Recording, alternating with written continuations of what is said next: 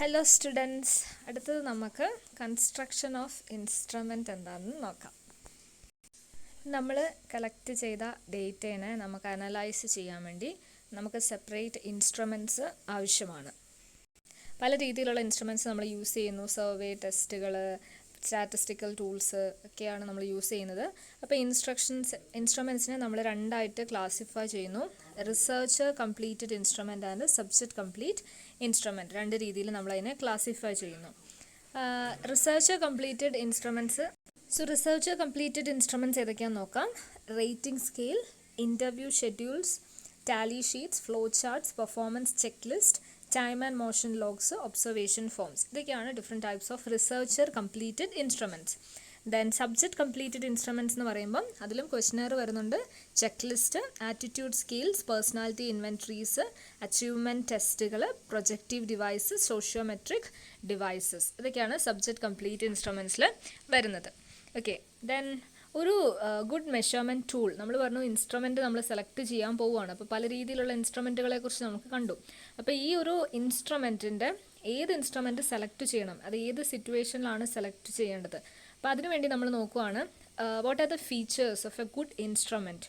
ഒരു മെഷറിംഗ് ടൂളിൻ്റെ ഫീച്ചേഴ്സ് എന്തൊക്കെയാണ്, ഒരു ഗുഡ് മെഷറിംഗ് ടൂളിൻ്റെ ഫീച്ചേഴ്സ് എന്തൊക്കെ വേണം എന്നുള്ളതാണ്. First one, validity. അപ്പോൾ വാലിഡിറ്റി എന്ന് പറഞ്ഞിട്ടുണ്ടെങ്കിൽ ആ ഒരു മെഷർ ചെയ്യാൻ ഉദ്ദേശിക്കുന്ന ഒരു കാര്യം what is suppose to measure, ആ മെഷർ ചെയ്യാൻ ഉദ്ദേശിക്കുന്ന കാര്യം തന്നെ മെഷർ ചെയ്യപ്പെടുന്നുണ്ടോ, ഉണ്ടെങ്കിലാണ് നമ്മൾ എന്ത് പറയാം, അത് വാലിഡ് ഇൻസ്ട്രുമെൻ്റ് ആണെന്ന് പറയുന്നത്. ഓക്കെ, ദെൻ ഇവിടെ പറഞ്ഞിട്ടുണ്ട് which it measures what it intends to measure. Measure ചെയ്യാൻ ഉദ്ദേശിക്കുന്ന ആ കാര്യം തന്നെയാണോ മെഷർ ചെയ്യുന്നത് എന്നാണ് നമ്മൾ വാലിഡിറ്റിയിൽ നോക്കുന്നത്. ദെൻ മെഷറബിലിറ്റി എന്ന് പറഞ്ഞാൽ എന്താണ്, it should measure the objective. നമ്മൾ ഒരു റിസർച്ച് സ്റ്റാർട്ട് ചെയ്യുമ്പോൾ തന്നെ നമ്മൾ കുറച്ച് ഒബ്ജക്റ്റീവ്സ് സെറ്റ് ചെയ്യുന്നുണ്ട്. ആ ഒബ്ജക്റ്റീവ്സ് വേണം ഈ ഒരു മെഷർമെൻറ്റിലൂടെ സാറ്റിസ്ഫൈ ചെയ്യാൻ.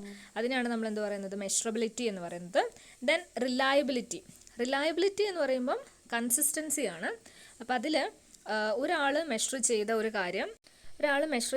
കാര്യം അതേ ഡേറ്റ തന്നെ അതേ ഇൻസ്ട്രുമെൻറ്റ്സ് വെച്ച് പിന്നീട് വരുന്ന ഒരാൾ മെഷർ ചെയ്താലും സെയിം റിസൾട്ട് നമുക്ക് കിട്ടണം. അതിനെയാണ് നമ്മൾ എന്ത് പറയുന്നത്, റിലയബിലിറ്റി അല്ലെങ്കിൽ കൺസിസ്റ്റൻസി എന്നൊക്കെ പറയുന്നത്. ദെൻ അടുത്തത് യൂണി ഡയമെൻഷനാലിറ്റി ആണ്. അതായത് ഒരു ടൈമിൽ ഒരു സ്കെയിൽ വെച്ചിട്ട് നമ്മൾ ഒരു ക്യാരക്ടറിസ്റ്റിക്സ് ആണ് അറ്റ് എ ടൈം മെഷർ ചെയ്യാൻ പാടുള്ളൂ. Unidimensionality, one character should be measured at using one scale at a time. Okay, then linearity എന്ന് പറഞ്ഞിട്ടുണ്ടെങ്കിൽ നമ്മൾ പറയുന്ന ഈ scale should follow a straight ലൈനിൽ ആണ് നമ്മുടെ മെഷർമെൻറ്റ് പോകുന്നതെങ്കിൽ നമ്മളതിനെ ലീനിയർ ആണെന്ന് പറയും. Then practicability. അപ്പോൾ നമുക്ക് ഒരുപാട് ഇൻസ്ട്രുമെൻസും ഒക്കെ അവൈലബിൾ ആണ് റിസർച്ച് കണ്ടക്ട് ചെയ്യാൻ വേണ്ടിയിട്ട്. അപ്പോൾ ഈ ഇൻസ്ട്രുമെൻറ്റ്സ് എല്ലാം നമുക്ക് യൂസ് ചെയ്യാൻ പറ്റില്ല. അത് ഫീസിബിൾ ആയിരിക്കണം, നമുക്ക് ഈസിലി കണ്ടക്ട് ചെയ്യാൻ പറ്റുന്നതായിരിക്കണം. അപ്പോൾ അതിൻ്റെ ക്വാളിറ്റിയിൽ കോംപ്രമൈസും ഉണ്ടാകാൻ പാടില്ല. അപ്പോൾ ഈ ഒരു ഫീച്ചേഴ്സൊക്കെ നോക്കുമ്പോഴാണ് നമ്മൾ അതിന് പ്രാക്ടിക്കബിൾ ആണോ എന്ന് പറയുന്നത്. അപ്പം ചില ഇൻസ്ട്രുമെൻറ്റ്സ് ഒക്കെ വളരെ കോസ്റ്റ്ലി ആയിരിക്കും. അപ്പോൾ നമ്മുടെ റിസർച്ചർക്ക് അത് അഫോർഡബിൾ ആകണമെന്ന് നിർബന്ധമില്ല. അപ്പോൾ അത് ഫീസിബിൾ ആയിട്ടുള്ള ഈസിലി യൂസ് ചെയ്യാൻ പറ്റുന്ന, ക്യാരി ഔട്ട് ചെയ്യാൻ പറ്റുന്ന ടൈപ്പ് ഓഫ് ഇൻസ്ട്രുമെൻറ്റ്സ് വേണം നമ്മൾ യൂസ് ചെയ്യാൻ. അതിനാണ് നമ്മൾ പ്രാക്ടിക്കബിലിറ്റി വേണമെന്ന് പറയുന്നത്. ദെൻ ആക്യുറസി എന്ന് പറയുമ്പോൾ നമുക്കറിയാം ഒരു റിസൾട്ട് ഉണ്ട്. അപ്പോൾ ആ റിസൾട്ടിൻ്റെ അടുത്ത് നമ്മൾ മെഷർ ചെയ്ത് നമ്മൾ അനലൈസ് ചെയ്യുന്ന ആ ഡേറ്റ ആ ഡേറ്റയുടെ റിസൾട്ട് എന്ന് പറയുന്നത് നമ്മുടെ ആക്ച്വൽ റിസൾട്ടുമായിട്ട് അടുത്ത് നിൽക്കണം, അല്ലെങ്കിൽ അത് തന്നെ കിട്ടണം.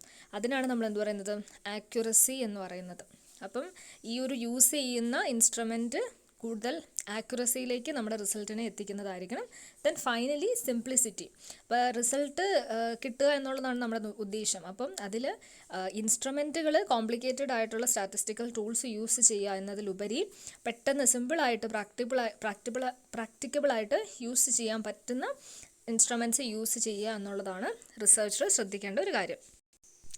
Next we can see what are the techniques of developing measurement tool.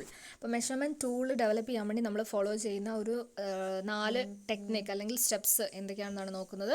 First one, concept development. Then specification of concept dimension, selection of indicators and formation of index. അപ്പോൾ ഇതിൽ ഫസ്റ്റ് വൺ ആണ് concept development. അപ്പോൾ concept എന്ന് പറയുമ്പോൾ നമുക്കറിയാം നമ്മൾ ഒരു research ടോപ്പിക്കുമായിട്ട് ബന്ധപ്പെട്ട് തന്നെയാണ് കൺസെപ്റ്റ് എന്ന് പറയുന്നത്. നമ്മൾ എന്താണ് മെഷർ ചെയ്യാൻ ഉദ്ദേശിക്കുന്നത്, what we are suppose to measure, അത് ഏത് ഡയമെൻഷനിലേക്കൊക്കെ പോകണം എന്നുള്ള കാര്യങ്ങളൊക്കെയാണ് കൺസെപ്റ്റിൽ നമ്മൾ ചിന്തിക്കുന്നത്. അപ്പോൾ concept development means that the researcher should arrive at an understanding of the major concept pertaining to his study. അപ്പോൾ അയാളുടെ സ്റ്റഡിയുമായിട്ട് ബന്ധപ്പെട്ട് കിടക്കുന്ന കൺസെപ്റ്റുകൾ ഏതൊക്കെയാണ്. ഇപ്പോൾ കസ്റ്റമർ സാറ്റിസ്ഫാക്ഷൻ എന്നൊരു കാര്യമാണ് റിസർച്ചർ പഠിക്കുന്നതെങ്കിൽ അതിൽ കസ്റ്റമറിൻ്റെ പെർസെപ്ഷൻ, അവരുടെ ആറ്റിറ്റ്യൂഡ്, മാർക്കറ്ററുടെ ആറ്റിറ്റ്യൂഡ്, കോമ്പറ്റീറ്ററുടെ ആറ്റിറ്റ്യൂഡ്, അങ്ങനെ കുറച്ച് കാര്യങ്ങൾ നമ്മൾ ആ ഒരു മേഖലയിൽ നമ്മൾ ഫ്ലുവൻ്റ് ആയിരിക്കണം. അപ്പോൾ ആ കാര്യമാണ് ഇവിടെ പറയുന്നത് കൺസെപ്റ്റ്. ആദ്യം നമ്മൾ കൺസെപ്റ്റാണ് ഡെവലപ്പ് ചെയ്യേണ്ടത്. Then so this step is more obvious in theoretical studies than in more realistic research. അപ്പോൾ കൺസെപ്റ്റ് ഡെവലപ്മെൻറ്റ് എന്ന് പറയുന്നത് അതൊരു ക്വാളിറ്റേറ്റീവ് ആയിട്ടുള്ള തിയററ്റിക്കൽ ആയിട്ടുള്ളൊരു കാര്യമാണ്. അപ്പോൾ അതുകൊണ്ട് തന്നെ നമ്മൾ സോഷ്യൽ സയൻസ് റിസർച്ചുകളിൽ ഇതധികം യൂസ് ചെയ്യാറില്ല. Then second one, specification of concept dimension. ഇപ്പോൾ കൺസെപ്റ്റ് നമ്മൾ ക്ലിയർ ആയതിനു ശേഷം അതിൻ്റെ ഡിഫറെൻറ്റ് ഡയമെൻഷനെ കുറിച്ചാണ് നമ്മൾ പഠിക്കേണ്ടത്. അപ്പോൾ അതിൽ either be accomplished by deduction, or that is by adopting a more or less intuitive approach, or by empirical correlation. അപ്പോൾ ഡിഡക്ഷൻ എന്താണെന്ന് നമുക്കറിയാം. ഡിഡക്ഷനിൽ നമ്മൾ ഒരു സ്പെസിഫിക് ആയിട്ടുള്ളൊരു കാര്യത്തിൽ നിന്നും ജനറലിലേക്കാണ് നമ്മൾ പോകുന്നത്. അപ്പോൾ ഇവിടെ കൺസെപ്റ്റ് ഡയമെൻഷൻ എന്ന് പറയുന്നത് ആ ഒരു കൺസെപ്റ്റ് നമ്മൾ മുന്നത്തെ സ്റ്റെപ്പിൽ ഡെവലപ്പ് ചെയ്ത ആ കൺസെപ്റ്റുമായിട്ട് ബന്ധപ്പെട്ട അതിൻ്റെ വിവിധ വശങ്ങളാണ് നമ്മൾ പഠിക്കുന്നത്. One may think of several dimensions such as product reputation, customer dealing, corporate leadership, concern for individual and sense of social responsibility and so on when one is thinking about the image of A certain corporation. അപ്പോൾ നമ്മളൊരു കോർപ്പറേഷനെ പറ്റി ചിന്തിക്കും. ഇപ്പോൾ ഇവിടെ ഒരു എക്സാമ്പിളായിട്ട് പറഞ്ഞിരിക്കുന്ന നമ്മളൊരു കോർപ്പറേഷനെ പറ്റി, അതായത് ഒരു ബിസിനസ് ഫേമിനെ പറ്റി ചിന്തിക്കുമ്പം അതിൻ്റെ വേരിയസ് ഡയമെൻഷൻസ് നമ്മുടെ മനസ്സിലേക്ക് വരും. ഇപ്പം ഞാൻ നേരത്തെ പറഞ്ഞ എക്സാമ്പിൾ ആണെങ്കിൽ കസ്റ്റമർ സാറ്റിസ്ഫാക്ഷൻ എന്ന് പറയുന്നതാണ് നമ്മുടെ കൺസെപ്റ്റ് എന്ന് വിചാരിക്കുക. അപ്പോൾ അതിൻ്റെ വേരിയസ് ഡയമെൻഷൻ എന്ന് പറയുന്നത് കസ്റ്റമർ സാറ്റിസ്ഫാക്ഷനിൽ വരുന്നതാണ്. അവരുടെ ടേസ്റ്റ് ആൻഡ് പ്രിഫറൻസ് ഉണ്ട്, അവരുടെ ആറ്റിറ്റ്യൂഡ് ഉണ്ട്, ഫാമിലി ബാക്ക്ഗ്രൗണ്ട്, ഇൻകം, അങ്ങനത്തെ വേരിയസ് ഡയമെൻഷൻ. അതേപോലെ തന്നെ കമ്പനീൻ്റെ സൈഡിലേക്ക് പറയുവാണെങ്കിൽ അവരുടെ പ്രോഡക്റ്റ് ഡെഫിനിഷൻ ഉണ്ടാകാം, കോമ്പറ്റീറ്റേഴ്സ് കൺസെപ്റ്റ് ഉണ്ടാവാം, പിന്നെ അവരുടെ മാർക്കറ്റ് സ്ട്രാറ്റജീസ്, അങ്ങനെ പല കാര്യങ്ങളും ഈ ഒരു ഡയമെൻഷനിൽ വരുന്നുണ്ട്. അതൊക്കെയാണ് ഡയമെൻഷനിൽ നമ്മൾ ശ്രദ്ധിക്കേണ്ടത്, കൺസെപ്റ്റ് ഡയമെൻഷനിൽ ശ്രദ്ധിക്കുന്നത്. Then third one, selection of instrument. ഇപ്പോൾ തേർഡ് സ്റ്റെപ്പിലാണ് നമ്മൾ എന്ത് ചെയ്യുന്നത്, ഏത് ഇൻസ്ട്രുമെൻറ്റ് സെലക്ട് ചെയ്യണമെന്ന് തീരുമാനിക്കുന്നത്. അപ്പോൾ കൺസെപ്റ്റ് നമ്മൾ സ്പെസിഫൈ ചെയ്തതിന് ശേഷം researcher must develop indicators for measuring each concept element. ഓരോ കൺസെപ്റ്റുകളും നമ്മൾ മെഷർ ചെയ്യാൻ വേണ്ടി ഇൻഡിക്കേറ്റേഴ്സിനെ നമ്മൾ ഡെവലപ്പ് ചെയ്യുകയാണ് ചെയ്യുന്നത്. These instruments are specific questions, scales or other device by which respondents knowledge, opinion, expectations etcetera are measured. അപ്പോൾ ഈ ഇൻസ്ട്രുമെൻറ്റ്സ് എന്ന് പറയുന്നത് അതിലെന്താണ് നമ്മൾ ഈ ഒരു മെഷറിങ് ടൂൾസ് ആണ് ഇതിൽ യൂസ് ചെയ്യുന്നത്. അപ്പോൾ അത് ഏത് യൂസ് ചെയ്യണമെന്ന് നമ്മൾ സിറ്റുവേഷൻ അനുസരിച്ച് എടുക്കുകയാണ് ചെയ്യുന്നത്. ദെൻ നെക്സ്റ്റ് സ്റ്റെപ്പിലാണ് ഇൻഡെക്സിന് ഫോം ചെയ്യുന്നത്. അപ്പം ഇൻഡെക്സ് നമുക്ക് സെവറൽ ഡയമെൻഷൻ ഉള്ളതുകൊണ്ട് തന്നെ സെവറൽ ഇൻഡെക്സസ് നമുക്കുണ്ടാകും. ഓരോ റിസർച്ചർക്കും സെവറൽ ഇൻഡെക്സസ് ഉണ്ടാകും. ആ ഇൻഡെക്സിനെ എല്ലാം കൂടെ ഒരു സിംഗിൾ ഇൻഡെക്സ് ആക്കി മാറ്റുക. സെവറൽ ഇൻഡിസസിനെ എല്ലാം കൂടെ നമ്മളൊരു സിംഗിൾ ഇൻഡെക്സ് ആക്കി മാറ്റുകയാണ് ചെയ്യുന്നത്. എന്നാൽ മാത്രമേ നമുക്കതിൽ ഫൈനൽ റിസൾട്ടിലേക്ക് എത്താൻ പറ്റുള്ളൂ. ആ കാൽക്കുലേഷൻ ഈസി ആയിട്ട് നമുക്ക് കണ്ടക്ട് ചെയ്യാൻ പറ്റുള്ളൂ. One simple way for getting an overall index is to provide scale values to the response and then sum of the corresponding scores. അപ്പോൾ ഒരു സ്കെയിൽ വാല്യൂ കൊടുക്കുക. എല്ലാ രീതിയിലുള്ള ക്വസ്റ്റ്യനുകൾക്കും ഒരേ സ്കെയിൽ വാല്യൂ കൊടുത്തിട്ട് അത് സമ്മപ്പ് ചെയ്യുന്ന ഒരു രീതിയാണ് നമ്മൾ ഇൻഡെക്സ് ഫോർമേഷനിൽ നമ്മൾ ചെയ്യുന്നത്. ഓക്കെ, അപ്പോൾ അതൊക്കെയായിരുന്നു നമ്മുടെ ടെക്നിക്സ്. ഇനി അടുത്തത് essentials or criteria for good measurement tools or instruments. അപ്പോൾ അതിൽ നമ്മൾ നോക്കുന്നത് first one test of validity ആണ്. Test of validity. അപ്പോൾ വാലിഡിറ്റി എന്താണെന്ന് നമുക്കറിയാം അല്ലേ. Is the ability of a measure to measure what it is suppose to measure. Okay, അപ്പം വാലിഡിറ്റി എന്ന് പറഞ്ഞാൽ എന്താണ്, ഒരു ഇൻസ്ട്രുമെൻറ്റ് എന്തെങ്കിലും മെഷർ ചെയ്യാൻ വേണ്ടിയിട്ടായിരിക്കും നമ്മൾ ആ ഇൻസ്ട്രുമെൻറ്റ് ഇൻവെൻറ്റ് ചെയ്തിട്ടുണ്ടാകുക. അപ്പോൾ ആ ഇൻസ്ട്രുമെൻറ്റ് ആ ഒരു കാര്യം തന്നെ മെഷർ ചെയ്യുന്നുണ്ടോ എന്നുള്ളതാണ് ആ ഒരു ഇൻസ്ട്രുമെൻറ്റ് വാലിഡ് ആണോ ഇൻവാലിഡ് ആണോ എന്ന് നമ്മൾ തീരുമാനിക്കുന്നത്. So validity is the extent to which an instrument measure what it is suppose to measure and performs as it is design to perform.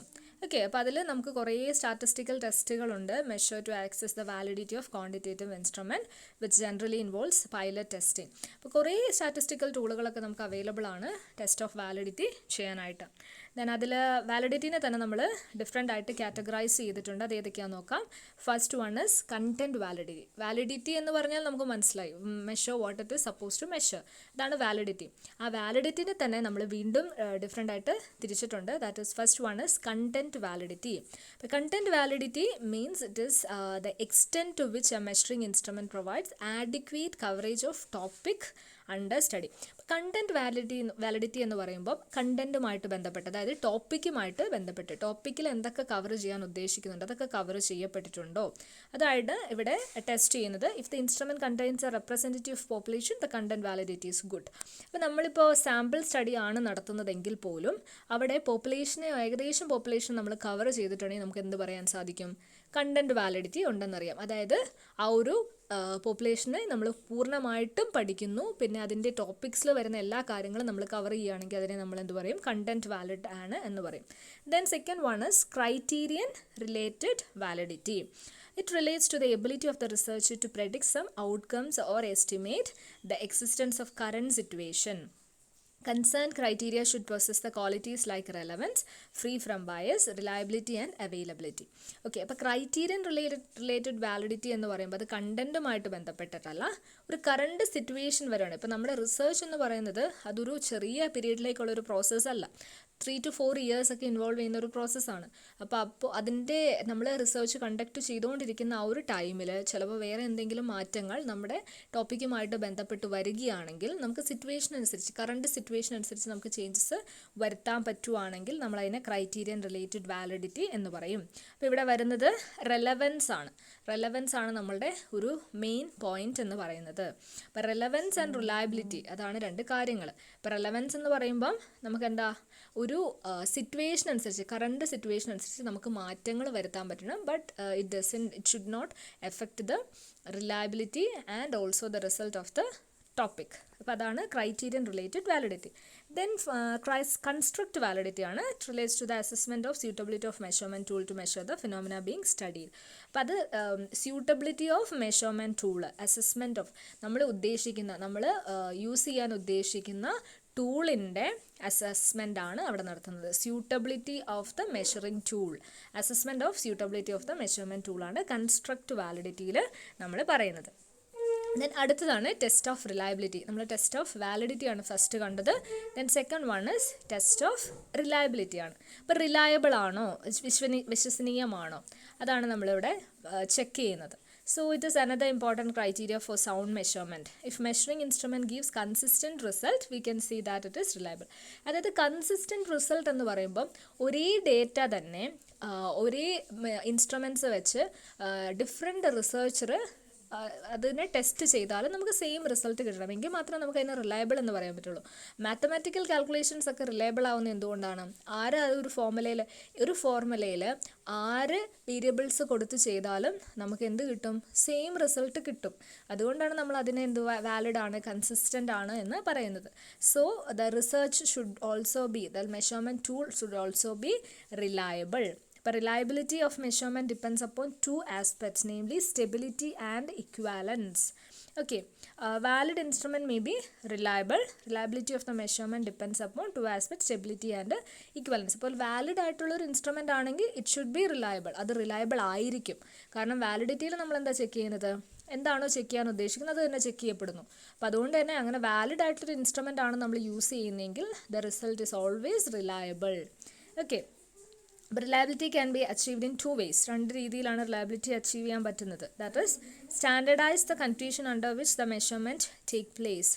Standardise ചെയ്യുക, മെഷർമെൻറ്റ് ആ പ്രോസസ്സ് നടക്കുന്ന ആ ഒരു കണ്ടീഷനെ എന്ത് ചെയ്യുക, സ്റ്റാൻഡർഡൈസ് ചെയ്യുക. Then design carefully the direction for മെഷർമെൻറ്റിൻ്റെ ഡയറക്ഷൻ എന്ത് ചെയ്യുക, കെയർഫുള്ളി ഡിസൈൻ ചെയ്യുക. Trained and motivated persons are employed to conduct the research. അപ്പം അത് രണ്ടും, ഒന്ന് ഡയറക്ഷൻ ഫിക്സ് ചെയ്യുക, പിന്നെ സ്റ്റാൻഡർഡൈസ് ചെയ്യുക condition. The most useful instrument is both valid and reliable. അപ്പോൾ നമ്മൾ റിസർച്ചിൽ യൂസ് ചെയ്യുന്ന ഇൻസ്ട്രുമെൻറ്റുകൾ വാലിഡ് ആൻഡ് റിലയബിൾ ആയിരിക്കണം. ദെൻ ടെസ്റ്റ് ഓഫ് പ്രാക്ടിക്കബിലിറ്റി, മൂന്നാമത്തെയാണ് പ്രാക്ടിക്കബിലിറ്റി. ടെസ്റ്റ് ഓഫ് പ്രാക്ടിക്കബിലിറ്റി എന്ന് പറഞ്ഞാൽ എന്താണ്? Practicability of measuring instrument depends upon its convenience, economy and interpretability features. അപ്പോൾ പ്രാക്ടിക്കബിലിറ്റി എന്ന് പറഞ്ഞാൽ നമ്മൾ നേരത്തെ കണ്ട പോലെ തന്നെ ഇറ്റ് ഷുഡ് ബി ഫീസിബിൾ അല്ലേ? റിസർച്ചർക്ക് അത് ക്യാരി ഔട്ട് ചെയ്യാൻ വേണ്ടി അത് ഫീസിബിൾ ആവണം, ഈസി ആകണം. അതേപോലെ തന്നെ അതൊരു കൺസിസ്റ്റൻറ്റ് റിലയബിൾ റിസൾട്ട് കൂടി നമുക്ക് തരണം. അപ്പോൾ എക്കണോമിക്കൽ ആകുക ആൻഡ് കൺവീനിയൻ്റ് ആകുക എന്നുള്ളതാണ് പ്രാക്ടിക്കബിലിറ്റി എന്ന് പറയുമ്പോൾ നമ്മൾ ഉദ്ദേശിക്കുന്നത്.